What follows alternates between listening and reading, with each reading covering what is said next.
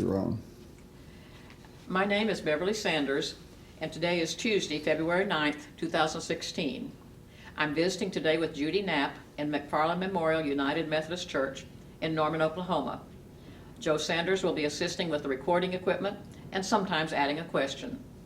This interview is for the historical records of McFarland United Methodist Church, as well as the Voices of Oklahoma United Methodism project of the Oklahoma Conference Oral History Research Program, which is coordinated through the Commission on Archives and History with the support of the Oklahoma United Methodist Historical Society.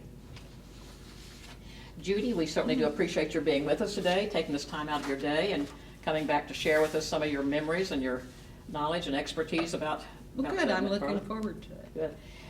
So why don't we just start and would you introduce yourself and tell us about yourself and your family? Okay. Well, Roy and I, soon after January of 1979, were looking for a Methodist church in Norman. We had belonged to a small congregation in Austin, Texas.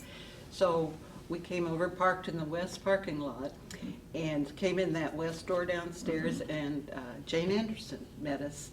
And we had a 15-year-old son, a 12-year-old, and a 9, and she said, well, I'll take them to their Sunday school class. Well, we wandered around this building, and then she took us to the Grin and Bear, and I thought we'd never see our children again because this building was so large and complicated. How are you going to get back and find them? But we did, and that was the beginning of our association with McFarland. And how and when then, you've already told us how you got associated with McFarland. So from that beginning, you turned out to be a very, very integral person in a lot of the things going on here at McFarland. And so I think we'll just mention some of those subjects and let you tell us your part in it. Well, I was going to say, the first thing, Phil Finn had been here just 6 months. They came 6 months before we did. So he was new, and we were kind of new, and within a year, he had asked me to chair the finance drive.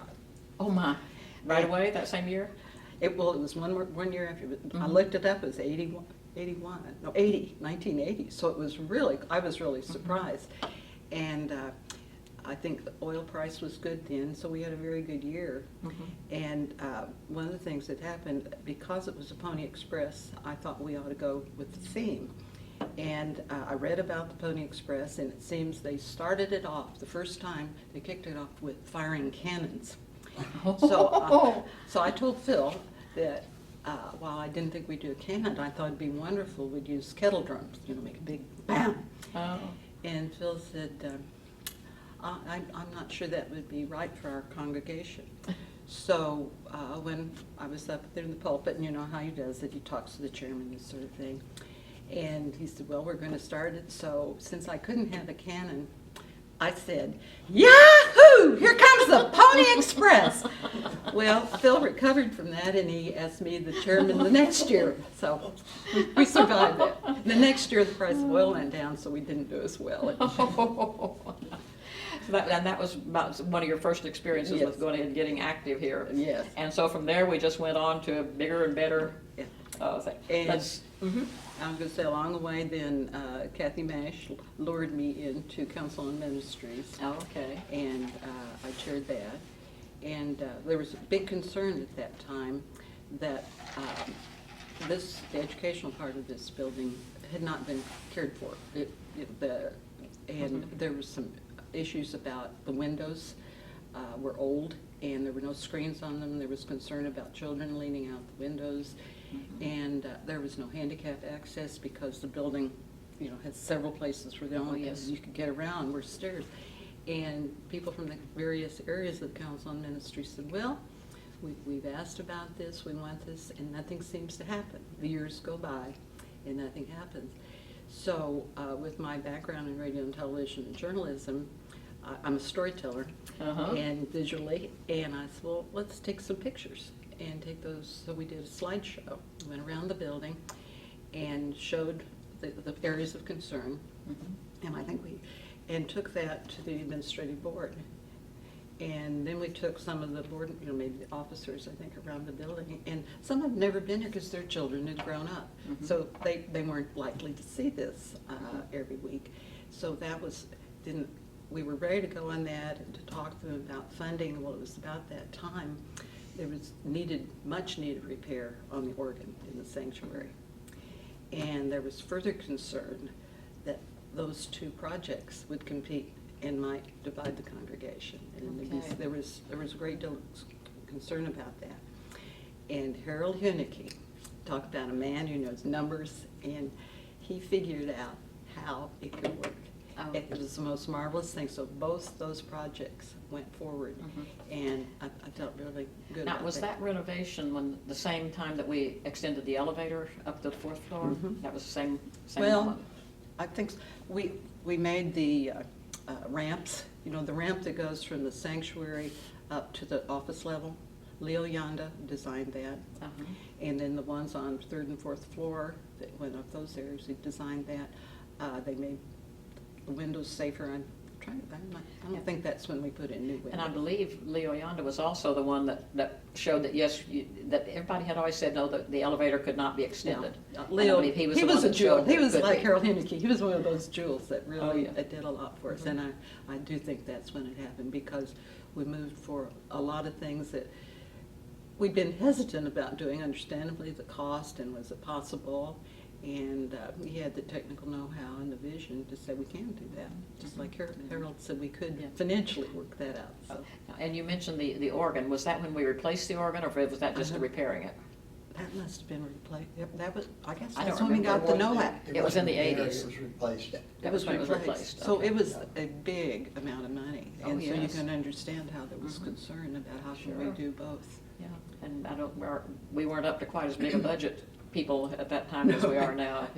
So it was very, very exciting, and a lot of things were happening.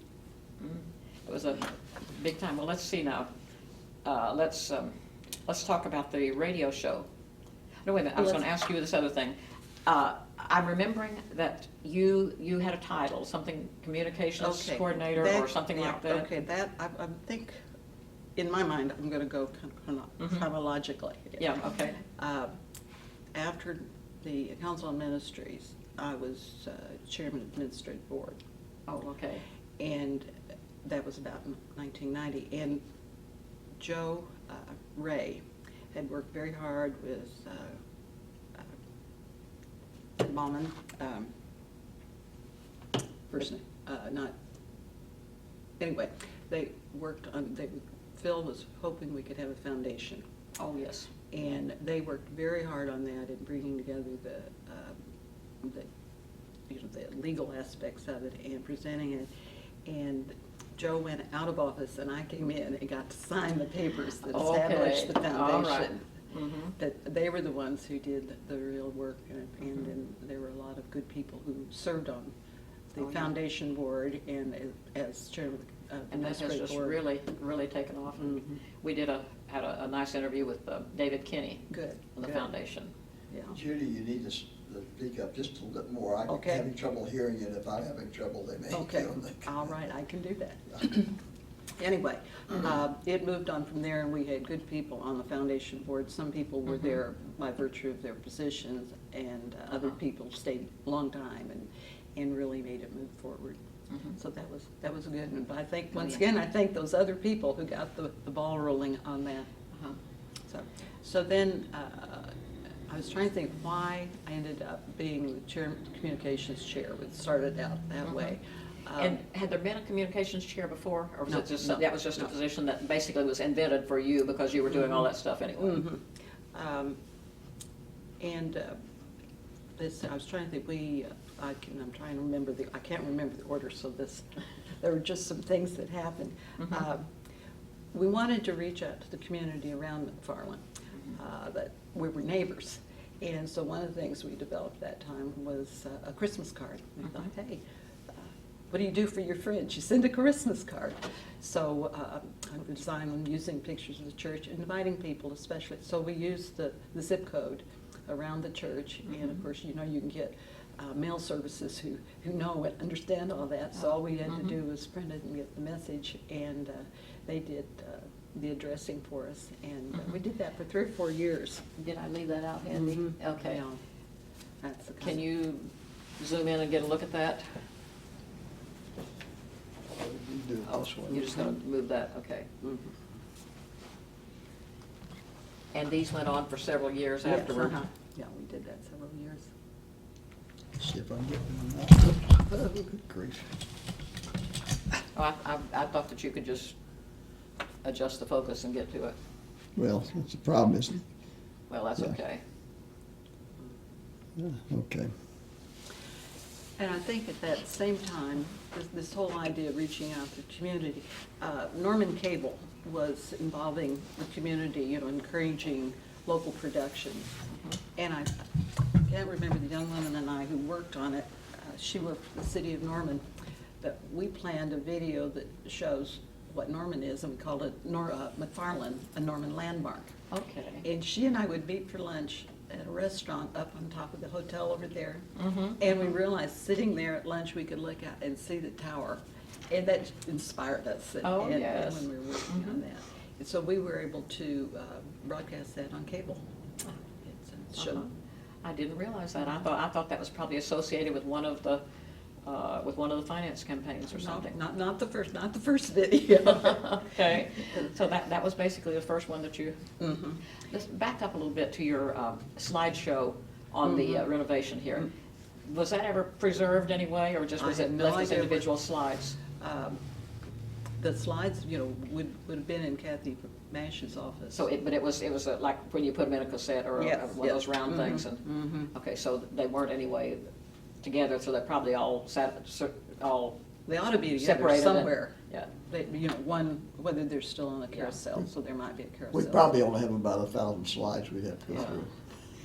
Yeah. And what always happens is that somebody wants one slide out of it, Mhm. and so, Yeah. but we'll know to keep our eyes open for that when we get down to Mhm. doing slides. Uh-huh. Okay, do you have a topic you want to talk about next, or you want me to suggest one? Okay, well, okay, then we did the The McFarland, communications, and Kathy was doing McFarland Alive, the newspaper. Right, mhm. Regularly, and I did some contributions to that, and let's see, I'm trying to think. In 1994, was an anonymous donor, said he would sponsor a radio show for McFarland. Mhm. And because my background's in broadcasting, Phil and I talked about that and talked to a local radio station.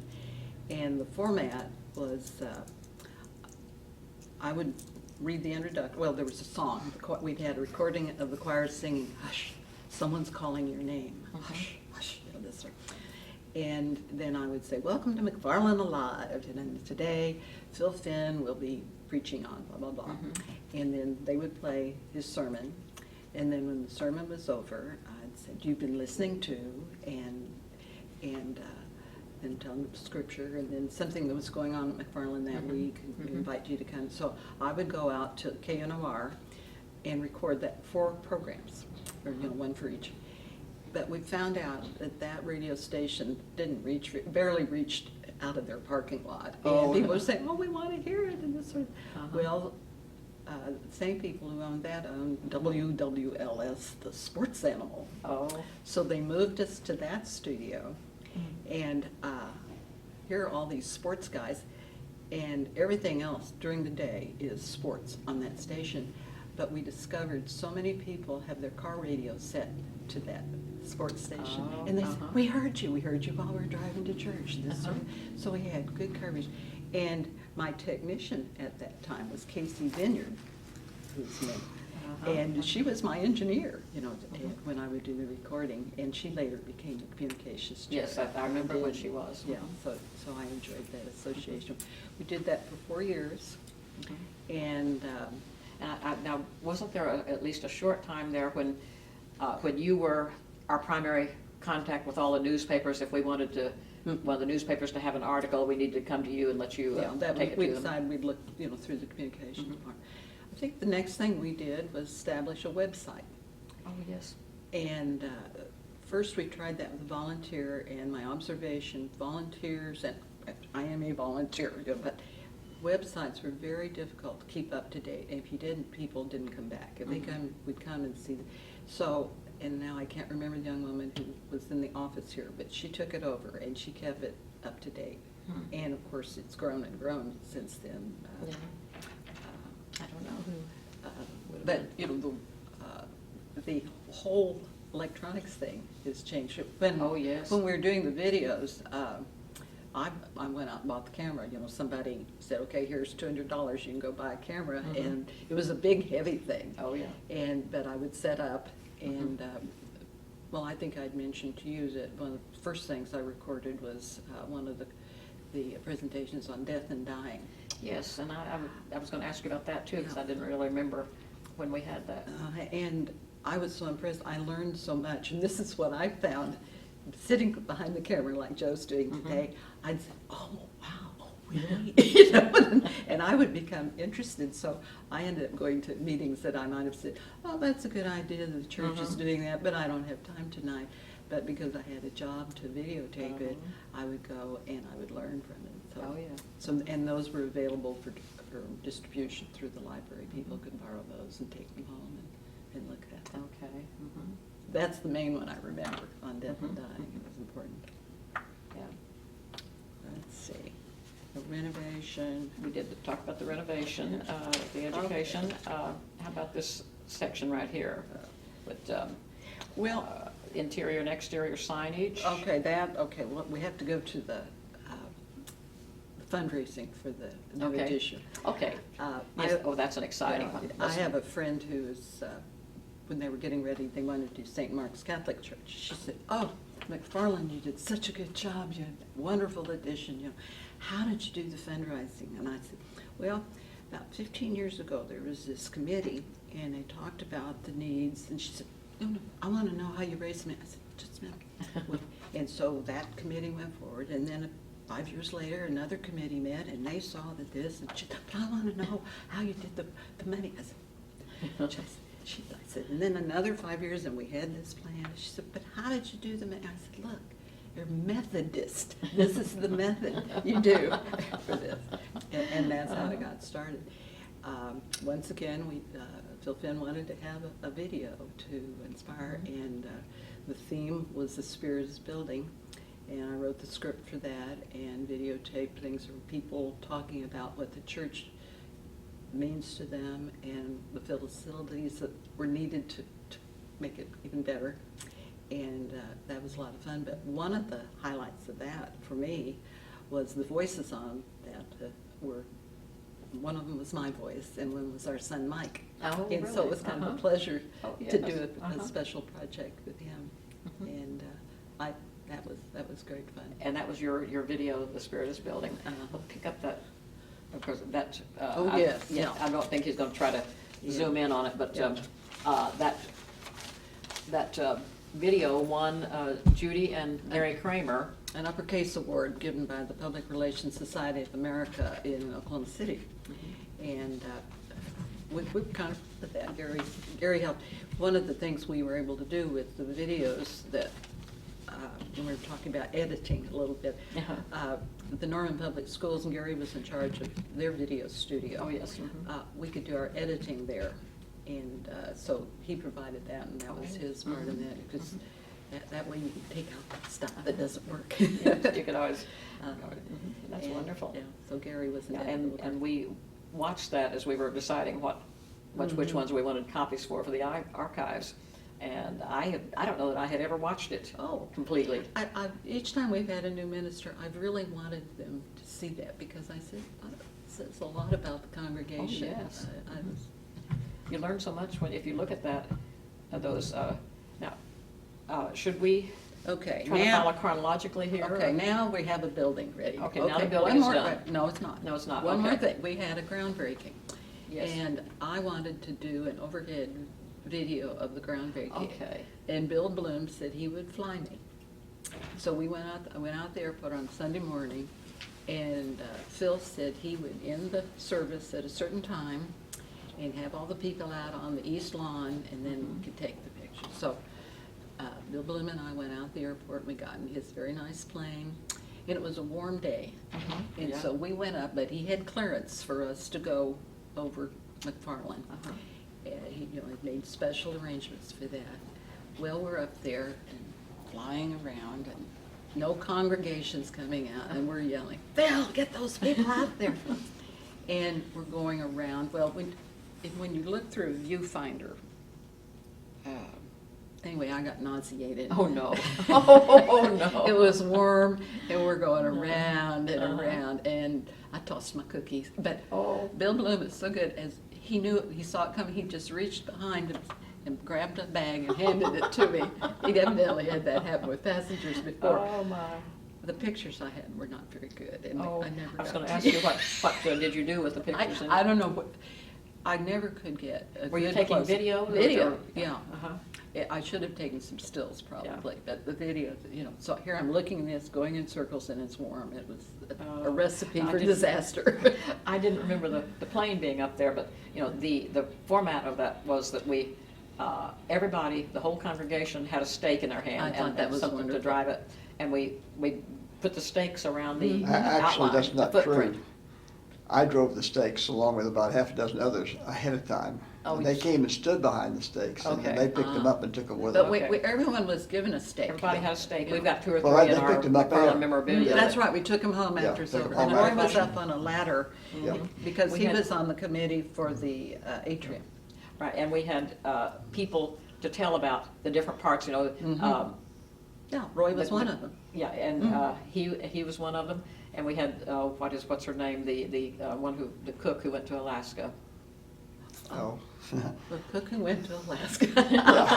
Oh, wonderful! Made the wonderful rolls. Had the same Famous first name for as her rolls and as everything our had other butter in cook it. that they later they fired, when we went without one for 2 Her years. son's so name it was Brian, and I had him in school. We can remember everything about her. Yeah, but anyway, she was up on a ladder for the kitchen. Yes. Starts with an S. And it's fun. Starts with an S, I think. Yeah.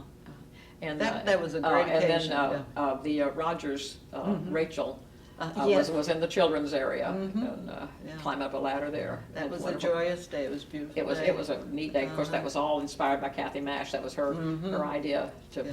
do it that way, and it was Yeah. wonderful. Well, Roy and I both worked on the building committee.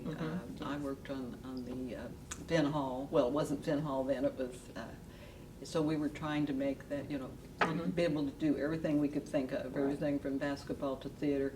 And one of the designs in that I think has never been used was to be able to extend the stage, store the piano in behind, and do other things with the stage. And it was, after it was built, we kind of transitioned into the contemporary services, and it was Yeah. not used for theater as much as No, as it we hasn't had been. thought. Hadn't been much theater. Mhm. Well, of course, the McFarland Mass kind of became inactive along in there, and we keep saving a lot of the stuff, thinking eventually we may get somebody that wants to Yeah. reactivate. But so far, Well, I was part of the McFarland Mask for a while. oh yes, Enjoyed that a lot, and had, when we did Arsenic and Old Lace, I put silver on my hair, and my parents were down to see the performance, and we went to a restaurant in Oklahoma City, and I'm sitting there with my silver hair, and I noticed a man across the way, like, that's good for the future. I'm going to be, somebody will flirt with me when I have silver hair. That's great. Oh my goodness. Those performances were. And one of the tapes has you as Mrs. Noah. That was very notable Yeah. for whether the Chautauqua. Do you know Mrs. Noah's first name? No, It was Joan of the Ark. Oh, gee. Joan of Arc? Joan of the Ark. Noah's Ark and Joan of Ark. The Chautauqua players were fun. And Yeah, that I was- did Gracie Allen. I'm trying to remember who was George Burns to my Gracie. There's a video Was of that that. another Chautauqua. Chautauqua? I don't think I saw that one. Mhm. And we had seen that one with Mrs. Noah was out on the east lawn Yes. before it became the new edition. Yeah. So, Yeah, we used that a lot, and one of the concerns when putting the addition there was a tree that was one of the first Christmas trees. yes, right there at the And, corner of the building. oh, and I remember architects said, we'll work around it, but it's gonna die. You know what they did with it, don't you? No. They took it, and about 2 or 3 years ago, they took, when it was cut down, then they went ahead and aged the cedar and got it prepared. And then 2 or 3 years ago, they made a little cedar Christmas ornament for the Advent Festival. And those were the little Advent gifts as we left the the And performance that a evening. little cross carved into it with the McFarland. Yeah. How Wood nice. burner. I'm glad to hear that. Yeah, that was Carol and Bob, Carol Warner and Bob. I'm always kind of great. proud to, Oh, they're great. They do a lot of projects. Talk about someone really and they involved. were talking, we mentioned it in bonus years Uh-huh. and showed one of the little ornaments, and Carol said that they spent a whole Saturday out on their patio dipping those in the in varnish. And That's great. But anyway, Yeah. so that tree was taken care of. We were really glad that something was done with it. Oh, I didn't know that happened, so I'm glad to. I had kind of missed the Christmas home tour. I think that hit about the same time we were doing the Christmas cards. Probably.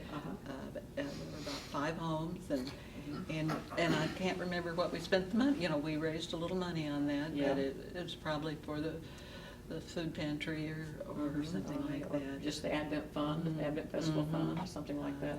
I know that, again, Bob and Carol's home was one of the Yes. ones on Mhm. that first tour. Oh, that was a lot of fun. Let's see, we started to talk about the signing. Apparently, Okay, the well, signing let's was assigned to you. Yeah, well, and that's under the guise of communications, but, this larger building, and it was gonna be twice as large now, Mhm. and how are people gonna get around? So, spent a lot of time walking around, seeing, okay, where would you go from here, or how would you know to go from here to get Mhm. to there? And, so then we worked on that and had the signs made, and made them so that they could hang into the cross pegs so they could be moved as we needed Oh, to, mhm. rather than putting them in. Right.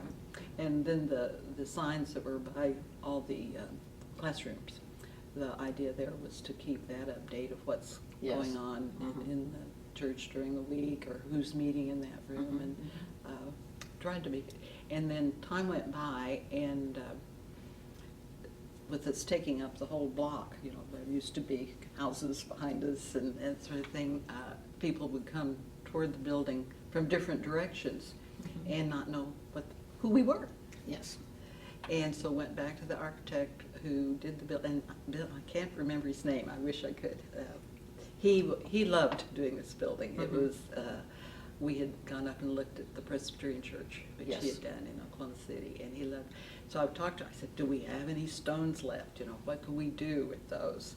And so he helped Mhm. design the signs we have on 3 of the corners Right. now, Mhm. so we know who we are. Yes, that's from any wonderful. direction. Mhm, mhm. Yeah, I was on that trip to the Presbyterian You church up remember there that? too. Oh, yeah. Mhm. Yeah, I Yeah, that remember was- going on that. That was super. But let's see, we talked about the Christmas home tour, the website, I think we've covered that one, the flyover. But, We covered it. we talked about being chair of Council on Ministries. Maybe you should tell just a little bit about what Council on Ministries is, because if people are ever researching this that are not Methodists or at that particular time, they may not know what Council on Ministries You is. probably can cover that better than I. I was just Yeah. the chairman. But, I do know it covered the various educational aspects of, whether it was the Sunday school classes Mhm. and that. So you probably know more of those areas than I do. Well, I'm thinking that basically it was a sort of an oversight planning group Mhm. that covered all the different ministries of the church, from the missions to education to worship to music, that sort of thing. And then they all met regularly, and I don't really know if they acted on Well, things I or if they think simply were This kind is of what happened, this is what I saw when I was chairman. They would come, make the reports, then they'd come back next month and make a similar report, and nothing was happening. Right. And there were needs. And so I think they did see, and they've changed the name, it's not called Council Well, Ministries actually, we don't anymore. have it now. Okay. Everything that we talked about at Council on Ministries Mhm. had to go to administrative board Uh-huh. for action. Yes. And there came a year when Jolie Rogers was chair, and I was sort of vice chair, if you could call it that. And he left for several months. Oh, yes. And we got along all the months he was gone without even having a meeting. And that was how we started saying, maybe it's not needed anymore. Oh, my goodness. So it kind of, from there, Uh-huh. and then they narrowed it down to, if things had to be acted on, that Mhm. just the 2 or 3 key people Mhm. would meet. And so it just has kind of, to where now we don't even call it the administrative board anymore, there's a new administrative council. Is that what it's called now? Is that- Oh, I know, when I served on the foundation, I've served on that 2 or 3 times. And the more recent times, I would make a great big check. Once again, I felt like the congregation needed to know where the money was coming from, this extra money was coming to the various programs and ministries of the church, where it was coming from. And so usually the chair and I would get up during the services and sat with this big check and said, this year we are proud that it's $100,000 that the foundation is able to contribute to the program of the church. So that I thought that It was. seems like somewhere along the line, someone told me that actually if anybody wanted to take one of those big checks to the bank, that it was legal. Oh, really? I don't know where or what it was, but it seemed like somebody actually told me that one Well, time. I would look at my checkbook and see about the proportions and see what's included on there. I didn't sign my name though. I signed the McFarland Foundation. Yeah. Well, let's see, like I said, this is, we've kind of jumped around here. You did talk about the Pony Express. We talked about your death and dying. We talked about the really big one, the Spirit is Building. Oh, the one we didn't- did for Phil. Yeah, we didn't tell you the Phil's retirement one. Yeah, we had 2 occasions when there, of course, was the summer picnic on the Rogers wonderful yard there, and it was honoring Phil, and there was a lot of, but we had a big retirement thing in the Finn Hall, that there were people in Finn Hall and then up the stairway and up into the atrium. And one of the things I was really glad that worked out, those folding doors, those were going to be filled in, and I said to the architect, it's awfully, you really close off the world. It'd be nice if you could see through. Too bad it would be breakable because we're going to have basketballs. We can make windows in those doors. So that's part of why we had the windows, but they can fold back so that you could use that whole big area there. Well, it proved itself when we had the retirement party for Phil. And I don't have a script. I don't know where the script is that I wrote that for Phil, but it was based on, he used again and again from his sermons, that about knowing about the Holy Spirit and feeling the tug, like when you send a kite up. And that impressed me, and so I used that for the theme of that video, and it was fun. It was. Yeah, we watched it, and it is wonderful. You should have had the prize for it too. Okay. So it Well, was I'd like great. to see that. I don't have a copy of that one. Oh, you want us to make a DVD for Yes, you? if you You know, would. when you make a DVD. Maybe I better make a contribution for the DVD. Yeah, I think you're making your contribution right now. So that's. I've enjoyed the years at McFarland. The one thing I back at the beginning I forgot to ask you, were you already in Norman? How did you come? Yeah, you were already in Norman in '79 when you came to Well, we just McFarland. moved there Okay, and where had you come from Austin, Texas. Okay, yeah, you did mention that, Yeah, didn't Roy, you? Boys and I moved up December 19th with the moving van, and Roy stayed to finish up the semester at the University of Texas, and then he was to start as director of petroleum and geological engineering. That's the second semester. So. Okay. And our 15-year-old, who's sophomore in high school, thought we had ruined his life. He was. You have 3 boys or 2? 3 And- boys. And, Okay. but Mike Tom Love's daughter was Mike's science teacher. Tom, Oh, yeah. the Love family was Yeah. here. Oh my. And she encouraged Mike to enter the science fair, and he ended up winning first prize. Wow. And so it made him feel I think welcome so. to Norman. Yeah. Debbie was a wonderful teacher. She was very special. So we had a good start. That's great. Let me see here. We did that. We talked about the McFarland masks. Now, as we were talking, another thought came to mind that I wanted you to talk about, and I lost it again. This is where I usually just ask, can you think of anything that we have not talked about? Oh, I will when I get home. I'm sure, yes. I'm sure. That's when you think of all the Yeah. other things. We'll just have to do another interview. Well, we can't, I don't need to cover the whole history of McFarland. Uh-huh. But I know, when we worked on the books of the history, the book you wrote. Oh, the one that, yes. And the other, oh, the children's book. Yes, had the two of them together at the same Uh-huh. time. Yeah, that, Right. I had gone to Molly Griffiths. Mhm. I had stopped into her shop one day to ask some advice on how do I go about getting this thing in print. Mhm. And just about that time, Judy Knapp walked in. and Molly said, "Here's the person you need to talk to." Mhm. And so the rest is history. Yeah, we worked on that publication together. Oh, my, Yeah. and you were just such a comfort to know that here's somebody that really knows how to do these things. And Well. we had this little book that, as part of the 75th anniversary, Mhm. I had decided that there was so much to the story that the ordinary person didn't know, Mhm. that we needed that story in a form that the middle schoolers could read it and enjoy it. Mhm. Well, the story of that is that the adults enjoy it a lot more than the middle schoolers ever did. I had a bunch of proofreaders in my Sunday school class that they all enjoyed The it. message got out, though. But it was Uh-huh. it was fun. It was great to do, and we never could have done it without Judy Knapp there. That was really that was absolutely planned that I would be in there that day. When Don't you, I do believe that. I do Uh-huh. too, absolutely. Mm. And we had the one was the traditional old story, just a very simple story for the younger children. Uh-huh. And in fact, I used that not too long ago. I was helping with children's sermons, Oh, good. and I used part of that for Good. one of the children's sermons one day. Mhm. And they got fun out of it, and we managed to give a few more of them away at that time. Every time we bring it up for something, then people will ask for it for a while, Good, and we get good. we're getting them down. We may get them all given away one of these days. Doggone.